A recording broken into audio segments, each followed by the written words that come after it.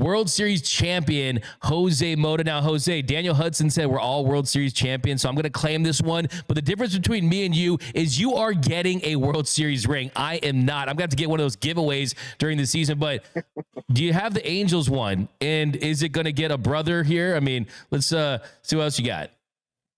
Big brother's coming. There's no doubt. Here's the 2002 Angels ring. Wow. Which obviously means that's a flex. I got the big A on the side. I got the motor and everything there. There you go. But you know what, Doogie? Congratulations to you and to Dodgers Nation, because you know what? It's such a great feeling and an honor and a privilege and how fun to be recognized and be united to. I had nothing to do with it, but to call games, but to say you're attached to a world champion. I mean, it takes a lot of work, man. And the World Series, that was draining. I mean, it was draining to watch, to call. It was a ton of fun. But nonetheless, you can see all that work that went into beginning in early February. Dodgers, Padres, two first teams in Arizona. The first two teams to play a regular season game over in Korea. Dodgers, last team standing in the Bronx, of all places, against the Yankees, of all teams. And certainly two iconic franchises get it done, and the Dodgers prevail now to complete all the comments about 2020 and the 60-game season, all that stuff that I heard about. Well, it's here to stay, and the guy that got it done was number 30, Dave Roberts. Absolutely. And then you put it that way, Jose Mota. By the way, we got Dodgers play-by-play analyst, Sportsnet LA analyst, Jose Mota joining the show. Yeah, when you put it that way, you can really get the sense of the accomplishment of it. It was a wire-to-wire championship. It's not just the postseason. It's everything you do during spring training, that you do in Seoul, South Korea, that you do during the regular season, all the attrition and overcoming injuries. From your perspective, though, you've been on a couple World Series teams at this point as far as being involved. And World Series teams, they're special. They're different. From your point of view, your perspective, what really stood out with the 2024 Dodgers outside of just having a roster that added Shohei Ohtani and Teoscar Hernandez? As far as just the chemistry, the makeup of this team, what really stood out from you just being around these guys all season long? Just watching these guys with a blue-collar attitude. I mean, you look at the payroll and you look at the Ferrari, Lamborghini, and Mercedes look and Rolls-Royce and Bentley, but these guys went out there and pretty much were in the workshop, taking care of their business early on, took care of the business when guys were absent. I mean, Mookie was not playing. I mean, Kersh was out sometimes. So many guys were out and so many injuries to overcome, but they never looked beyond just what they had under the hood. And so we have enough cylinders to go out there and get it done. I mean, you know, Doug, it's crazy to think about it, and Dave Essay and I talked about this a lot. There's a long period of time where the Dodgers were a 500 team. A 500 team. And that's the comparisons that people are going, well, there they go with a payroll and look who they are. Well, who you are is not who you are in July and August. It's who you are at the very end. And one thing that really stood out to me is the way they played in September baseball. This was different. And even when I was afar with the Angels, I kept an eye on trends and tendencies and just ways in which, by talking to my dad and so many probably friends with the Dodgers, how things were managed. This was different. I mean, there was no 5, 6, 7, 10-game comfort to go. How do I manage the guys to get them rested to get the postseason? This is urgency at the best. Dave Roberts did his best managerial job he's done, to me, in my opinion, as a Dodger and obviously as a manager. And it was different because from the execution and also the implementing of different variances to your offense, it was quite noticeable that the way he managed mid-September on through the postseason was managing with his heart and managing with what the game provided for him and what the offense provided for him. Obviously, in slugging and home runs and driving the baseball on base, Dodgers were right at top, right? But it was a different feel and a flow in game to the offense to go out there and maximize what they could do. But certainly, beyond so many things too, Doug, is the way the pitchers were managed. I mean, I go back and look at just Walker Buehler, okay, in San Diego. He goes out there and gives up a 5-6 spot. He stays in for 5 innings. You think about just the repercussions from that and how that set up the rest of the bullpen for the rest of the playoff and the World Series. And you have a guy that, you know, the second inning could have gone, you know what, here we go again. It's not my day and this and that. He's like, no, I'm ticked off. I'm going to blow that cooler right now, and people are going to pay attention. I'm staying in there because I believe this team to come back. They made it close enough at one point, but things like that just we cannot overlook because it seems like everybody did something like that to get them to they wanted to be and where they were to be. But then that bullpen at the end was absolutely mighty. Yeah, and that's what makes it such a special run because all championship runs aren't created equally. But what makes this one so special is, like you mentioned, you had a dog mentality from not just the superstars, but that elimination game in Game 4, it was the bullpen that comes through in a big spot. And then Game 5, you have Yamamoto, he steps up, and they get the 2 big home runs, one from Kike and one from Teoscar Hernandez. Previous postseasons, it was what could go wrong did go wrong. This one was what could go wrong did go right, and what could go wrong went wrong for the other teams, right? It was the Yankees in the 5th inning. It was the Padres not being able to score runs late in that series, and it was just an incredible ride for this team. But you mentioned Walker Buehler, and that was the turning point. I mean, overcoming that disaster second inning, get the 6 runs. You had the bad play by Miguel Rojas. You had Manny Machado going the baseline. Freddie was playing injured. Everything just came off the rails there, and he stays in that game, and he doesn't give up a run for the rest of the postseason. I mean, how impressed were you from that version of Walker Buehler, and do you think that carries over into the next season and that you get that version or close to that version of Walker Buehler? Obviously, you're going to give up some runs, but that's the more frontline starter version of Walker Buehler that he's going to be moving forward. Listen, Doug, I do have a tendency. I like to separate guys from projections, from expectations in regular season to a dog mentality when it comes down to the bigger games. Walker Buehler has always had that. Walker Buehler, as much as sometimes he even doubted where he could come and how far he could come in 2024, he never doubted that there was something in there that was never going to leave. And that's what I think there was a great separator between guys that you acquire. For example, Michael Kopech, he brought something to the bullpen that was needed. I mean, Jack Flaherty needed to bring something as he did with that edge to the rotation. But going back to Buehler, in so many of the analysis, obviously on post game on the show on 570, it was like, what could go wrong for any pitcher right now in terms of plays not being made, a blooper, somebody not covering a base, and all those things. It happened to Walker Buehler more than to anybody else in that rotation, and I'll say in that staff. But I always kept saying, you cannot give up on a guy that's shown you that when things matter the most, he's there. Forget about stuff. Forget that. Now, in all that, let's remember that he was a little more flexible and making adjustments on where he pitched on the mound. And something so important, too, is he minimized the usage of certain pitches early in games to find 1 or 2, because at 95, 96, with his stuff, movement, and off-speeding velocity, he was able to neutralize some guys. He finally found that out. He didn't need 6 pitches in the first inning to fool guys. He needed 1 or 2 or 3 max. He found that out. Now, another adjustment was, which I always ask a lot of major leaguers, why is it not done more? Pitching from the stretch with nobody on base. I mean, Doug, the Japanese do it. A lot of the Asian pitchers do it. And I haven't a chance to. First time I asked somebody about this was to Roki in Japan, who was Shohei's former pitching coach. And I said, okay, tell me about pitching from the stretch when so many people in the U.S. are worried about the windup and getting behind the baseball and velocity. He goes, Jose, if the most important pitches they have to make in a game are from the stretch, why not make them all important when there's nobody on? Velocity is not going to be lost. Yeah, maybe you think because you don't have to push it, but once you recognize and have your mechanics all lined up, it doesn't matter. So to me, for Walker Buehler, just a mentality of flexibility, the toughness, and then knowing that there's certain things they needed to change.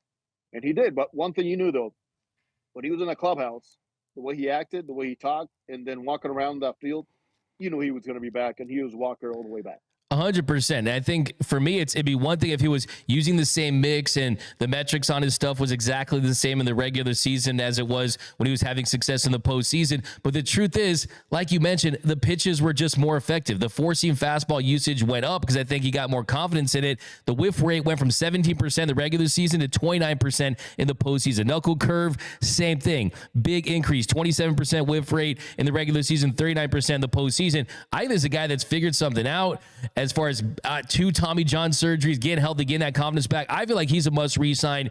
And one I want to specifically ask you about is Teoscar Hernandez, because Teoscar Hernandez really had the dream bet on yourself season for the Dodgers, makes the all-star team, wins the first home run derby in Dodgers franchise history, puts together an incredible season, wins Silver Slugger, and then he sets himself up for a nice payday.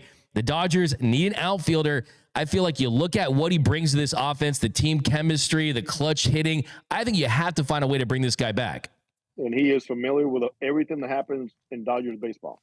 And that, to me, is a key element. That might be worth another $1 million, $2 million if I think about his agent, right? And now Teoscar is very cognizant of something else, too, is he might be enticed by somebody out there with, say, a 4 or 5 year deal, but he also understands the value that it has, the fact that he won here. He knows what's expected here, and the family likes it here, too. Beyond that, Teoscar is very ingrained in being a guy that's stable and brings a lot of stabilization and a quiet mentality to the clubhouse. Mookie Betts was telling me during the season, Jose, I never seen a guy that he could misplay a ball in the outfield.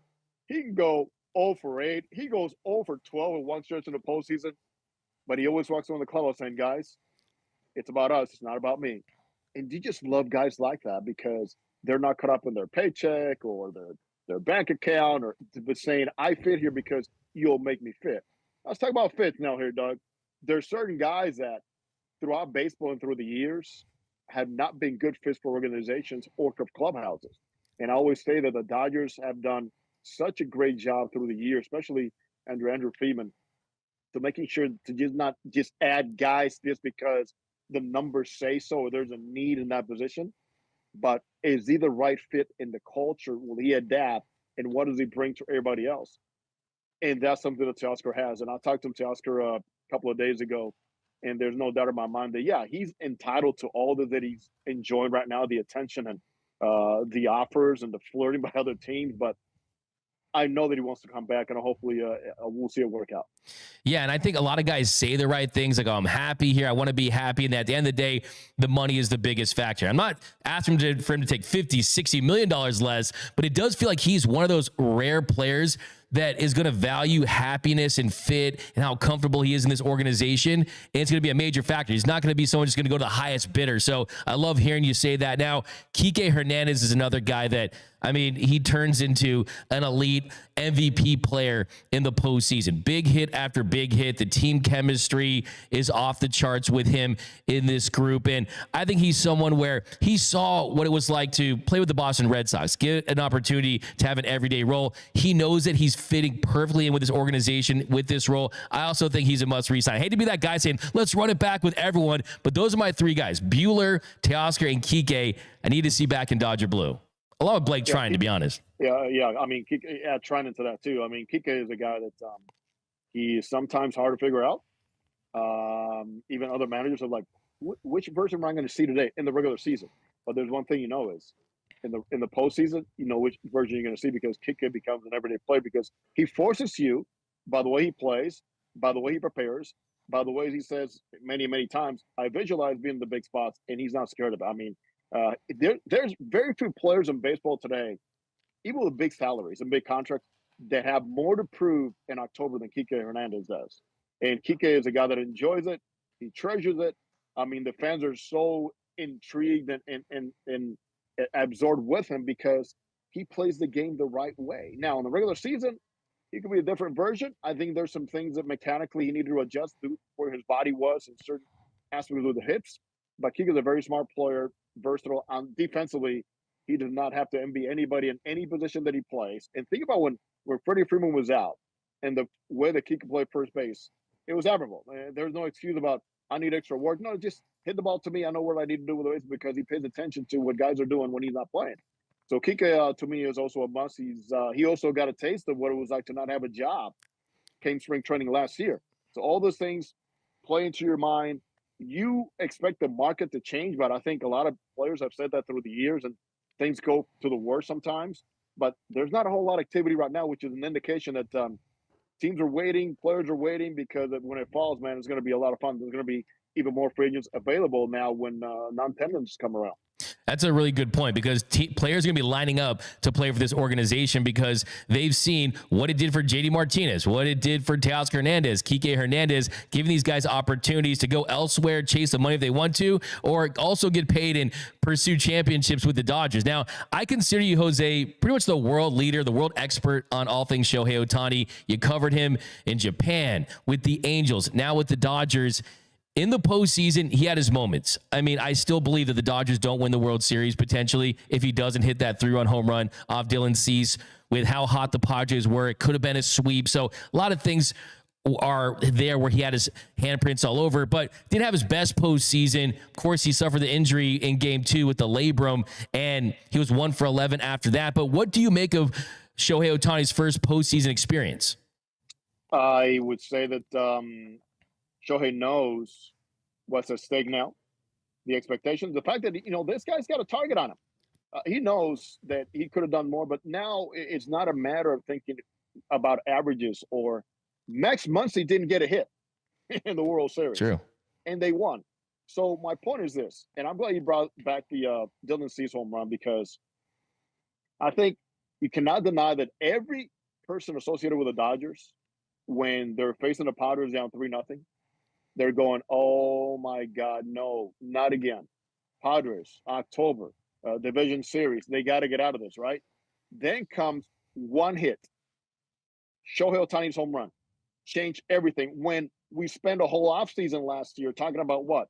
Where was Mookie? Where was Freddie? Where was, the rest of the offense? Well, that one hit, to me, changed everything because from Mookie to Freddie to Max Muncy to Will Smith going, oh, guys, let's forget. Let's not forget. We have Shohei now. One swing can make a difference. And to me, that was pretty much a turning point also on the confidence going forward for the team to say, whatever happened last year, forget about it. We just got to a Dylan Cease that was one of the best pitchers in baseball who was flustered and frustrated on the way the Dodgers approached him. But, and Ohtani's home run is a byproduct of not just him. It's just the way the Dodgers face and approach Dylan Cease in that game. And later on, too, when he was just like, what is going on here? I mean, the walks, forcing teams to make plays as they did to the Padres, they did to Severino and the Mets, they did to the Yankees. But all those are byproduct from saying we need one string from somebody. And I always say that, Doug, I'll never forget this, from Augie Garrido and Cal State Fullerton, when he told us before the national championship in 1984, he goes, listen, when you are associated with a winner, nobody's ever going to ask you, when you have a ring, what you hit that year. But you know what they know? They play for a winner. And that's all that matters. Nobody's going to care about what Max Muncy did or Shohei Ohtani did or Teoscar or Gavin Lux or Will Smith. But they know one thing. These guys are part of a championship. And I think for Shohei Ohtani, a learning lesson in the fact that sometimes, the swing got a little bit too long. We know he got hurt, but also understanding the way that they pitch him, it's going to be important moving forward, too.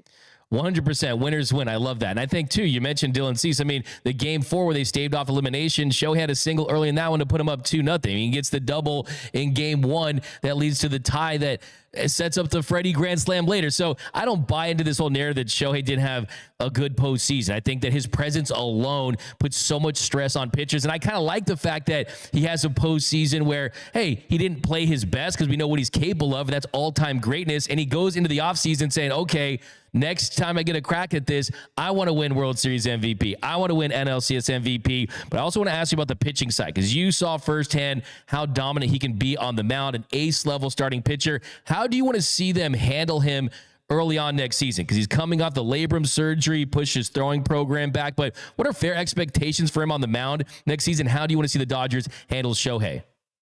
To begin with, now that he has his shoulder injury, obviously they're going to be very careful with the kids' gloves to begin with. We know one thing, that Shohei is not going to make 30 starts for you. He's never done it. He'll never do it. And you have the space of having a very deep rotation, regardless, because there's so many bodies coming back, that he doesn't have to be a guy that you say, I got to push him to be at the top 3 in the rotation, because obviously there's a different schedule with Shohei and with Yamamoto. So Shohei needs to be the guy that needs to be guarding himself against. In other words, Shohei needs to be guarding himself against Shohei, because he's going to come in and say, I'm ready. I want to pitch. I want to do both things. And then overall, because, he's not 26 years old anymore, and he wants to play a lot, right? He wants to be on the field.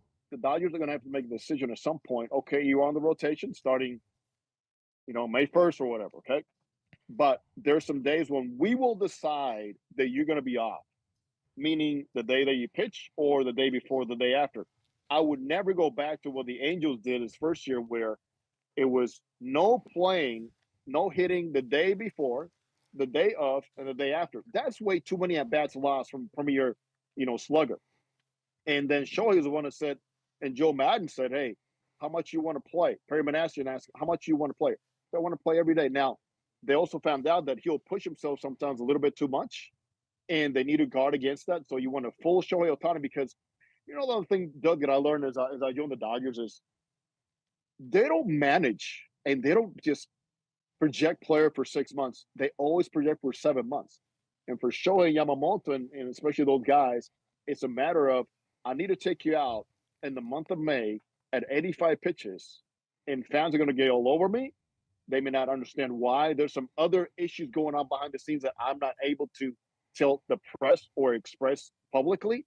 But at 85 and 5, give me the baseball because I need you at the end of September and into October. So there's a lot in the equation that goes through this. There's a lot at stake. But for Shohei Ohtani, it's going to be a matter of, when do you find that one day when he needs to sit, no matter what? Because obviously he is not going to be Iron Man for the next 9 years. And that's something that they're going to have to contend with. But obviously, a 6-man rotation is in play. Yeah, and that brings me to that 6-man rotation. You have to have the depth for it. I love that you pointed out that the Dodgers are perennial World Series contenders. They're playing for October. You have to consider that. We saw what happened this time around. You had 3 starters, and you found a way to win the World Series. They clearly don't want to have to go through that again. What is your viewpoint on the Dodgers going to a 6-man rotation in 2025? It's way more acceptable now than it was 5 years ago, and you see more teams going through the same thing. And even though teams generally in baseball don't like to talk about it or admit it, go back and look how many teams use only 5 starters. Injuries obviously get in the way. You're not able to do that, but there's so many more ways in which you can maneuver with the off days and with the IL, and just saying, "Hey, I need more than 5 guys going through 3 or 4 times," because the game demands a whole lot more now, and it's measured differently. I'm not saying that guys are not pitching as much anymore. Let's be honest. Nobody's making 33, 34 starts on a consistent basis. The guys who make 30 are like, applaud them. 180 innings is a new 220. So in that regards, 6-man rotation is acceptable. Guys understand why it's being done with all the advances medically and clinically and body composition and biomechanics and all that. Even though they're better athletes and better suited in the weights and nutrition system, but these bodies are not they can't take 250 innings anymore. They can't take 120 pitches anymore. So it's what we have. The game has evolved. Let's live with it and not try to live in 1980 or 1975, because 6-man rotations are beneficial, especially for a team that needs to, first of all, get a lot of looks on guys, implement, land the knack here and there, Ryan Pepio in years past, and know that a River Ryan, and guys like that need to be given a chance. Sometimes when one guy pulls out, you're not saying, "Well, where do I squeeze him?" Now you have 6 guys to work with. One goes out, you insert the young guy, and the Dodgers through the years have done a very solid and consistent job incorporating young pitching. And for that, I think a 6-man rotation gives you way more options. Yeah, and you point out the depth is there, especially if you add a couple of guys. Now, a couple more questions I have for you. Excited to ask you about this one because you've seen Roki Sasaki pitch. You've known about him probably longer than anyone. And he's someone that is the talk of the offseason. Now, there's a lot of rumors, maybe a handshake deal with the Dodgers. His agent turns that down. When is he going to be posted? There's always been so much circulating about Roki Sasaki. But first and foremost, as a pitcher, how special is this guy? What do you think his ceiling is at the big league level? He's quite special, but I'll point out right away, he is not as polished as Shohei was or as Yamamoto was. And one thing with him is because the recent injuries at a very young age, you have to be very careful on how you treat him. Now, could he be a dominant number 1 guy in the big leagues? Absolutely. Is he there now? No.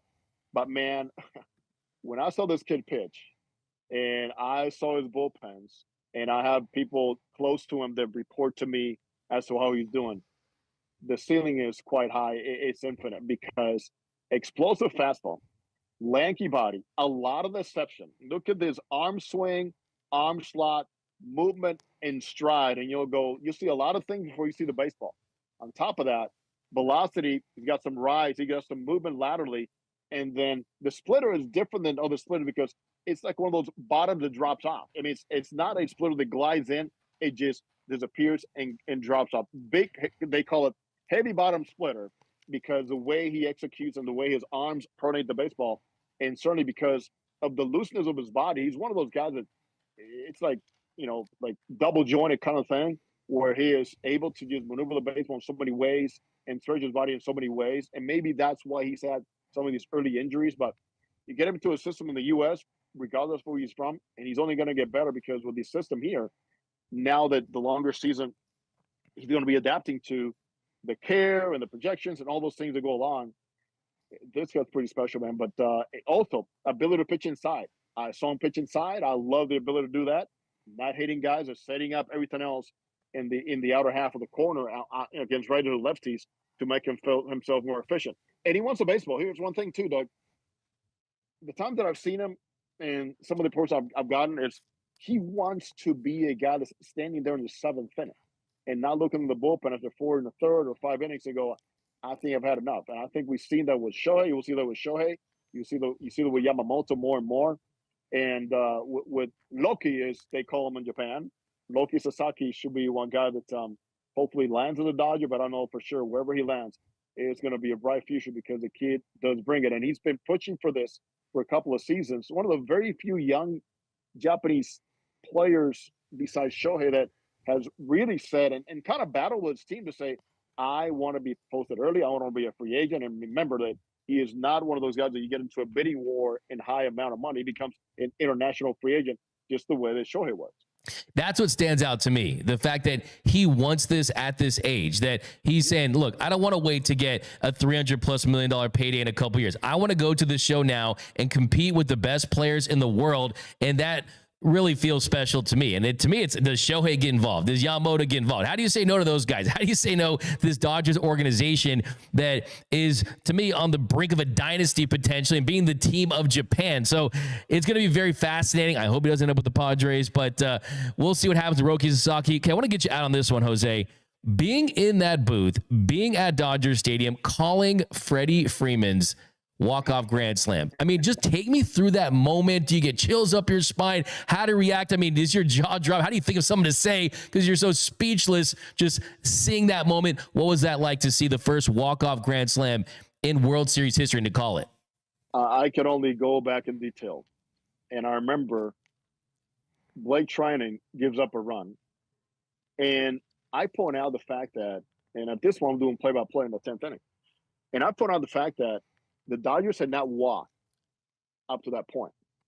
And I'm going back to my mentality of, okay, the Dodgers have built on mistakes by the opponent.